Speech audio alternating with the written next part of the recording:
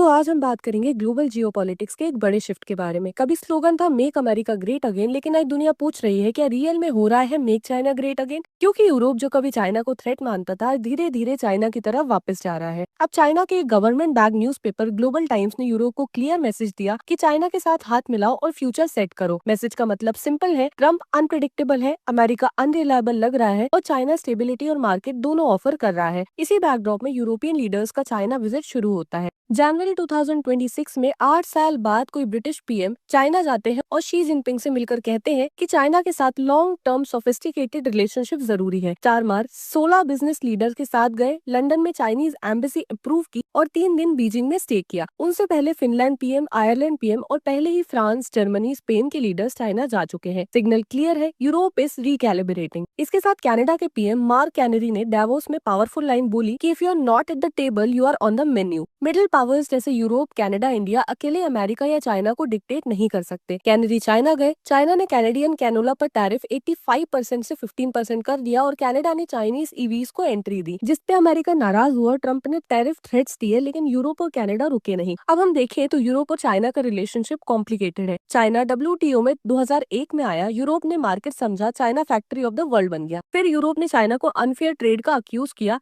D risking start हुई, लेकिन Trump ने यूरोप पर भी टैरिफ्स लगा दिए। रिजल्ट, यूरोप को लगा यूएस भी रिस्क बन गया है। चाइना आज भी $1.2 ट्रिलियन ट्रेड सरप्लस और 120 प्लस कंट्रीज का टॉप ट्रेडिंग पार्टनर है। लेकिन प्रॉब्लम है population ageing, birth rate lowest और डोमेस्टिक डिमांड स्लो है। चाइना चाहता है यूरोप और वर्ल्ड उसका मार्केट भी बने, सिर्फ फैक्ट्री नहीं। इसके साथ बाहर डिप्लोमेसी, अंदर मैसिव मिलिट्री पर्च। चाइना की सेंट्रल मिलिट्री कमीशन के 7 में से 5 टॉप मेंबर्स रिमूव्ड या जेल्ड है। रिपोर्ट्स के मुताबिक ताइवान अटैक टाइमलाइन पर डिसएग्रीमेंट, शी जिनपिंग चाहते थे 2027 रेडीनेस और जनरल्स कह रहे थे 2035 पुराना लीडरशिप गया, नया यंग जनरल आए जो और ज्यादा नेशनलिस्ट और एग्रेसिव हो सकता है। आज की दुनिया में यूरोप सर्वाइवल मोड में है, China charm, offensive plus iron control दोनों चाहता है, अमेरिका अनप्रेडिक्टेबल लग रहा है और ग्लोबल ऑर्डर मल्टीपोलर हो रहा है। आपको क्या लगता है, यूरोप का चाइना के साथ जाना स्मार्ट मूव हो सकता है या रिस्की बेट? कमेंट में जरूर बताएं।